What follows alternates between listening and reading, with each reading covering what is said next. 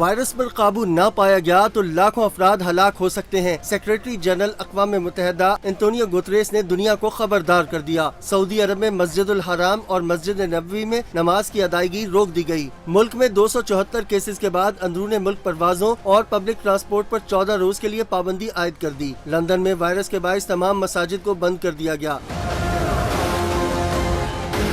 برطانیہ میں وائرس سے نمٹنے کے لیے نیا قانون نافذ۔ کسی بھی شخص کو کرونا وائرس کے شبے میں 6 ہفتوں تک حراست میں رکھا جائے گا۔ برطانوی وزیر اعظم بورس جانسن نے کہا، برطانیہ میں لاک ڈاؤن نہیں تاہم کریک ڈاؤن ضرور ہوگا۔